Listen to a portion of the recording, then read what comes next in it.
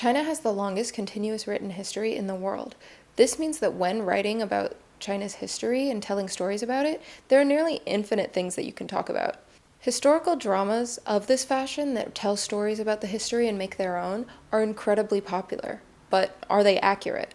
And is accuracy really what we should or do care about? Historical fantasy has been popular for as long as stories have been being told. History can often be too nuanced to fully understand without years of research. Historical fantasy is a lot easier to write as well, because historical fiction usually requires tons of research. Historical fiction aims to be as realistic as possible while telling its own story, while historical fantasy really just uses history as a backdrop. It allows people to use clothing, turns of phrase, and other types of fashion from history while also changing the events of history. Most of the dramas and novels that we will be looking at are historical fantasy or fantasy based on history. The difference here is that fantasy based on history usually takes place outside of history in some way, whether it be in a parallel universe or in another world. In the 1590s, Journey to the West was published. It is by far the most popular work of literature coming out of China. It is set in the 7th century and is based on a real story of Xuanzang, who traveled from China to India to obtain Buddhist scriptures. In the novel, Xuanzang, or the monk, had a similar goal, to obtain better translations of Buddhist scriptures. In the novel, however, he teams up with many monsters, such as the famous Wukong. Along the way, they have to defeat tons of monsters and face various conflicts. Obviously, the novel took creative liberties to make the point that the author wanted to make. Romance of the Three Kingdoms is another of the 4 great works of Chinese literature. It is a 14th century novel based on events in the 2nd century AD. While the novel draws heavily from historical records and documents, it also takes significant creative liberties, including fictional elements, exaggerating the abilities of characters, and so on. Historical events and political conflicts, as I said before, can be very nuanced. Therefore, it can be much more interesting to create your own version of events. That is why historical fiction is so interesting. These novels undoubtedly generated massive interest in the dynasties that they're based on. Through their use of embellishment and addition of symbolism to history, they proved that accuracy is not the most important thing that audiences or authors care about in historical fantasy. The first drama that we will be analyzing is The Untamed, which is one of the most popular Chinese dramas in recent years. Fans of this series typically imagine it as taking place outside of history in some way, whether that be in a parallel universe or in another world, because the author of the manhwa that it's based off of borrowed different pieces from history and put them all together in this story. Basically, there's no set dynasty or setting for this story. Some parts clue us into the fact that it is set in the Bronze Age. However, all of the weapons are made out of steel. This makes it really difficult to check for accuracy. The basic premise is that one guy is revived and is trying to understand the mysterious information behind his death through the help of his soulmate. There's also a donghua and a manhwa that came before the live-action remake that you're seeing right now. The costumes are obviously based on Hanfu, but they use a lot of creative elements and do not aim to be historical replicas by any means. Additionally, their hair is in half up, half down styles, which we will talk about more later on. One of the characters, Wei Wuxian, wears black and red, and he is the cultivator of demonic arts. Lan Wangji wears blue and white, and this is to show that he's an honorable person. We will discuss further the accuracy of these colors after we talk about Princess Agents, which is my all-time favorite Chinese drama. I used to watch episodes of this as I walked in between classes in middle school. Basically, Chu Tiao, the protagonist, is slowly unraveling her past while also training in martial arts, and she's really good at it. It takes place in the Northern Wei Dynasty, and the chaotic times influence a lot of the plot. First up is Yanxun. He is my favorite character. He is introduced with braided hair, which is pulled back into a half up, half down style. And he has grayish blue clothes that are very flowy, and he has a capelet. All of the men that we will see right now all have this very similar style. All have that capelet, the very flowy clothes. They just all have a different color that is associated with their character. So the next one that we meet is Yuansong. He is a son of the emperor. He has his hair tied up into a bun and still has some hair flowing behind that is down. He is wearing gold clothes, as you can see. Next, we have Wei Shuhua, the oldest son of the emperor. He also has half up, half down hairstyle, and all of the men have a half up, half down. His clothes are all gray, still very flowy. Zhao Shifeng is then introduced with bangs and multicolored clothes with charms. Yuan Huai also has bangs and dark gray clothes. And then we're introduced to Yuan Yue. He has very flowy white clothes. These are even more flowy than the rest of the people's clothing that we saw. This is because he's at home reading. These are like his leisure clothings. We also see him with white shoes that have pointed toes. As the princes ride by, we see a lot of women cheering and squealing because they're so hot and gorgeous. Their hair varies in updos and half up, half down styles. They are wearing various bright colors, usually blues and pinks, and have this no makeup style. Now, as for real history, in the Han Dynasty, which was just before the Wei period, darker colors were much more revered and lighter colors were seen as a bit more vulgar. Black was actually seen as a very authoritative color. In these two dramas, it kind of seems like they're using modern interpretations of colors, which absolutely makes sense. If you're making a drama for a modern audience, you really don't want your characters to be misconstrued by using these more traditional interpretations of the colors, because we don't interpret things like that anymore.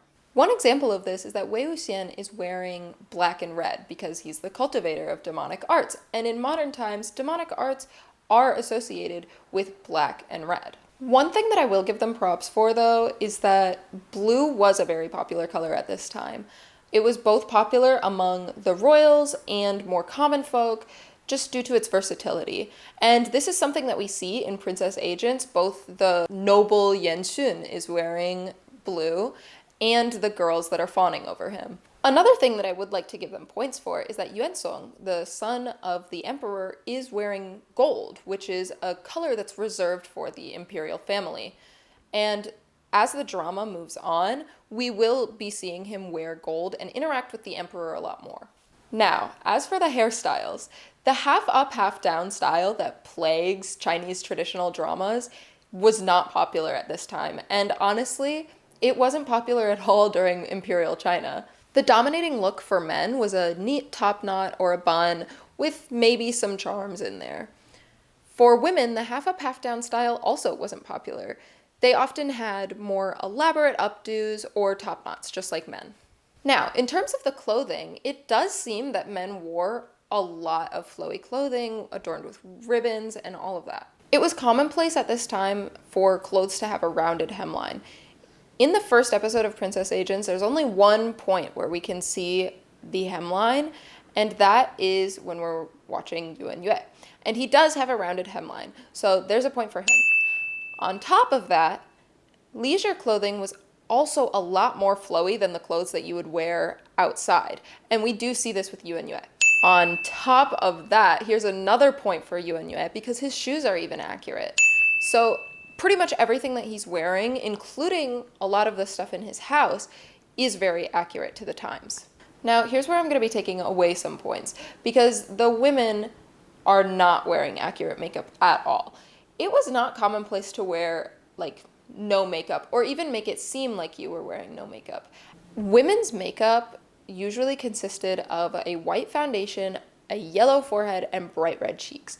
On top of this, they also painted a little flower in the middle of their forehead called a Huadian. The no makeup look was not popular, especially with affluent women, because it showed that you didn't have the money for quality makeup, and it meant that you were working outside if you didn't have pale skin. Now, I will be honest, both of these dramas make ancient China look really cool. Beautiful men and women line every street, and brutality is just awesome. I mean, that's what attracts viewers after all. They aren't made to teach people about Chinese history.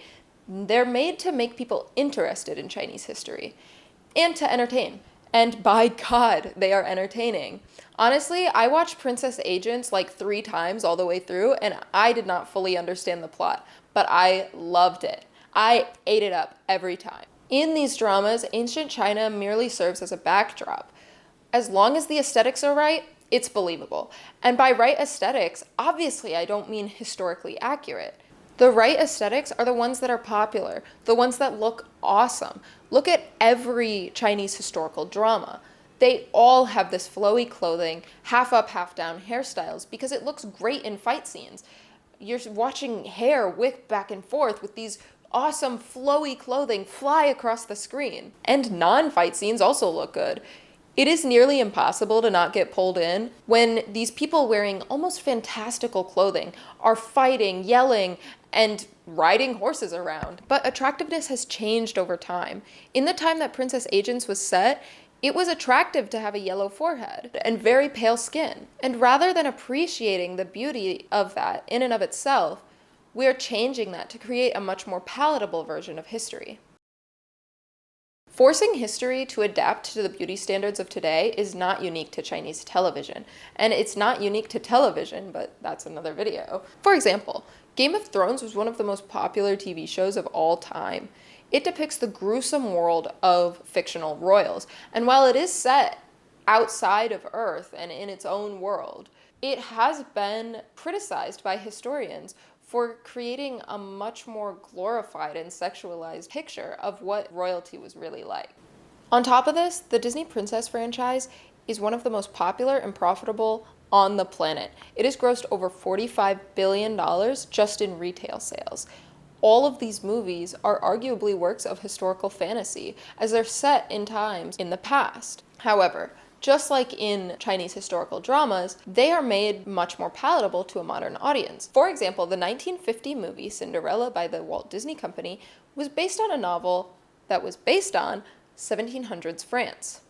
So would kids in 1950 like that prince as much if he looked like this? That would be a much more accurate version, but would it be profitable? And would it be popular? Probably not. But fictional royalty obviously doesn't need to be completely accurate. But by changing history to create a more palatable and more attractive version, we may be implying that the true history is ugly or something that we should be embarrassed by. In terms of these Chinese dramas, it gives the impression that Chinese culture itself is ugly, that the culture of these ancient eras is something that needs to change to be palatable, that it's embarrassing. On top of this, Han culture is usually all that's represented. For the Han people, this creates a sense of ethnic superiority, and for non-Han people, it erases their roles in not only these shows, but in history, and they never get to be truly represented. However, if you don't know the true history, you probably won't get this impression. You won't know that Chinese culture never looked like this, that it's been changed to fit the modern audience. But it will create the sense that Chinese culture always looked good. But these modern retellings of historical stories, or creating our own historical stories, doesn't show us how real people actually were. The amount of times that I've seen a Tumblr post that's like, "Oh, I just wish I could get a 250 BC man. They just don't make people like that anymore." Chinese dramas like this aren't going away anytime soon. I mean, they've been around forever in the form of novels and opera, and they really don't need to. They generate massive interest in both Chinese culture and Chinese history, which in turn helps to alleviate racism against Chinese people and Asians as a whole. Creating more palatable versions of history, as we've seen, is not going away anytime soon either. I, however, would just like to see a couple more dramas that show history as it really was. Thank you.